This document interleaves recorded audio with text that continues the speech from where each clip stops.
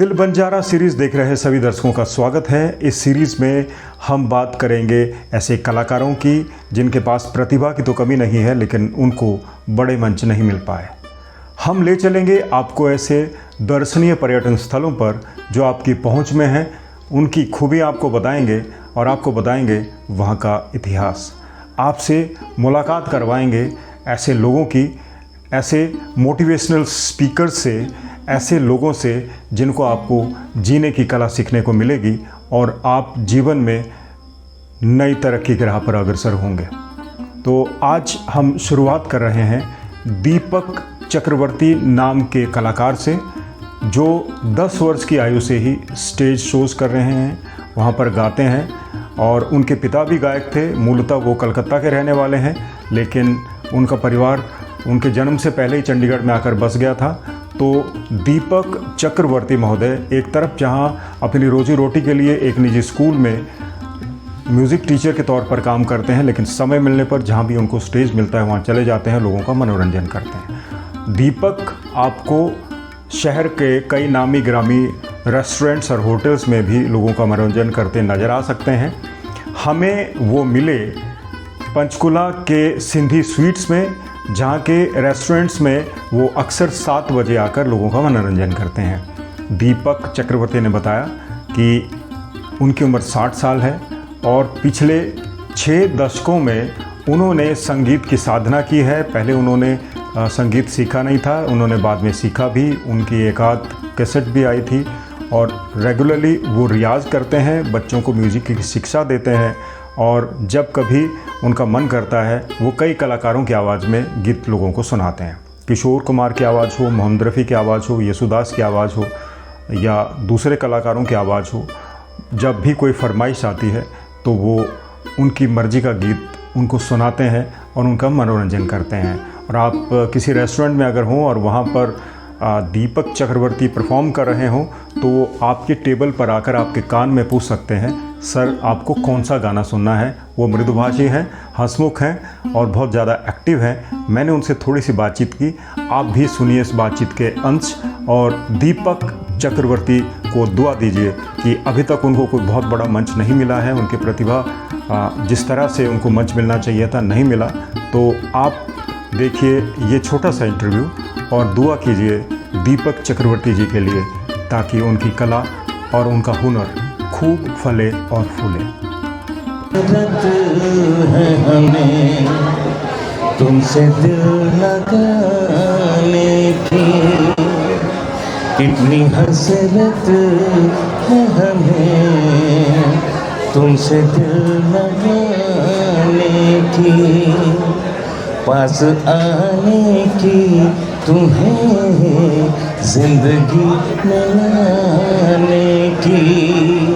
मैं दिल की बात भला कैसे कहूँ, कैसे कहूँ, कितनी हसरत है हमें तुमसे दिल लगाने की। आजा शाम होने आई, मौसम ने ली अंगड़ाई।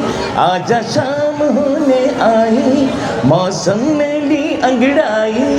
तो किस बात की है लड़ाई, तू चल मैं आई, न तू चल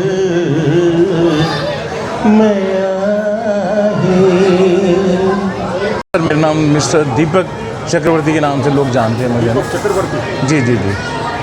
चक्रवर्ती, आप चंडीगढ़ में कब से रह रहे हैं? चंडीगढ़ में मेरा जन्म यहीं पे हुआ है सर, चंडीगढ़ में ही ना। अच्छा। हाँ जी। गाने का शौक आपको बचपन से? गाना बचपन से, क्योंकि मेरी मम्मी तो नहीं गाते थे, मेरे पापा बड़ा शौक रखते हैं कि वो धार्मिक सॉन्ग्स वगैरह गाते थे, भजन वगैरह ना, तो तबला ढोलक बजाते थे। ब्रदर दोनों थे, वो भी गाते बजाते थे, पर मुझे डांट पड़ती थी। तो आपने कहीं सीखा भी ये गाना कि ऐसे? सर मैंने बेसिकली पहले नहीं सीखा था, तो मैं आजकल स्कूल में जॉब करता हूँ एज ए म्यूज़िक टीचर, तो उसमें है कि मेरे को सीखना पड़ा, तो मैंने यहाँ क्लासिकल सीखा है जी। तो गुजारा हो जाता है आपका स्कूल में टीचिंग करके? ईश्वर की कृपा सर, बहुत बढ़िया। मैं दिन में वहाँ पे बिज़ी होता हूँ स्कूल में, और ट्यूशन्स वगैरह है मेरे पास, फिर शाम को हम यहाँ पे इंजॉय करते हैं। आप कहाँ पे रहते हैं यहाँ पे? सर मैं बेसिकली 20C में रहता था पहले, जो मेरा जन्म हुआ तो 20C चंडीगढ़ में है, तो आजकल मैं रामद्वार में रह रहा हूँ सर। तो अभी आप यहीं पे सिंधी में गाते हैं, कहीं और भी गाते हैं? नहीं सर, मैं बाहर शोज़ करके आया हूँ, मैं फ़ॉरेन में भी शो करके आया हूँ, तो देन यहाँ पे भी मैंने कोई ऐसा आउटलेट नहीं है जो जिसमें मैंने परफॉर्म नहीं किया है। चंडीगढ़ में गाते हैं, बाहर भी गाने जाते हैं? बाहर भी जाते हैं हम लोग, आउट ऑफ स्टेशन भी जाते हैं, बाहर एक कंट्री में भी जाते हैं। तो मैंने देखा आप पुराने किस्म के गाने ज़्यादा गाते हैं, तो जो लोगों की लाइकिंग है पुराने गानों को लेकर है या नए? सर बेसिकली मैं गाता दोनों ही हूँ, नए भी गाते हैं हम लोग, पुराने भी गाते हैं, बिकॉज ज़्यादातर लोग पुराने गाने ही मांगते हैं कि यार वो किशोर साहब के गाने हैं और रफ़ी साहब के गाने हैं, ज़्यादातर उन्हीं को, और लोग बोल के जाते हैं यार आपकी ना शानू साहब से बड़ी मैच करती है आवाज़। तो अलग अलग थिंकिंग है सबकी, तो कोई SP बाला सुब्रमण्यम बोलता है, कोई हरिहरन साहब बोलता है, कोई कुमार शानू साहब ये बोलता सब गा है। लेते हैं? जी जी जी। परिवार में और कौन कौन है? हाँ जी, परिवार में और कौन? परिवार में मेरी 2 बेटियाँ हैं सर। हाँ, बेटी हैं, बेटा है मेरा, और बेटियाँ शादीशुदा हैं, नाना बन चुका हूँ। अच्छा। Yes yes sir. तो बाकी हस्बैंड वाइफ तो हैं ही हम लोग ना, बेटियों की शादी हो चुकी, बेटा अभी जॉब कर रहा है, बेटा भी ना, बेटा क्या काम करता है? बेटा वो भी टीचर है, स्कूल में टीचर है। हाँ जी हाँ जी हाँ जी, हाँ एक्सिव में है वो। हाँ जी हाँ जी। आपकी पारिवारिक पृष्ठभूमि है, आपके घर में भी कोई गाता था कि नहीं? मैंने बोला था ना कि मेरे पापा साहब गाया करते थे, उसके बाद ब्रदर थे मेरे 2, तो जो बीच वाला था तो वो ढोलक वगैरह तबला वगैरह बजाते थे, तो पापा ने तो बहुत टाइम गाया हमें, सत्संग वगैरह में गाना उन्होंने, भजन वगैरह, कीर्तन में गाना, तो वहीं से मुझे बस शौक़ चढ़ा। वैसे बेसिकली हमारे दादा साहब तानपुरा में गाया करते थे, पहले तानपुरा ही चलता था, तो सत्संग वगैरह में तानपुरा में गाया करते थे, तो वहीं से वो चलती आई है ना, जीन्स में है वो। तो आपने कभी अपना भी अलग से कोई गाना लिखा होगा? सर मुझे ना एक मौका मिला था टी सीरीज़ में, तो ट्रिब्यूट गाना था मैंने, तो कहते हैं ना किस्मत से ज़्यादा वक्त से पहले किसी को नहीं मिलता, तो वो मेरा कुछ कारण रहा कि जिससे मुझे वो ट्रिब्यूट गाने का मौका मिला था मेरे को, पर मैं नहीं गा पाया। तो एक चैनपाल चौधरी थे अपना दिल्ली के, तो उन्होंने एक फ़िल्म के बारे में भी मुझे बात की थी, तो वो इत्तेफाक था कि हाँ नहीं कर पाया मैं।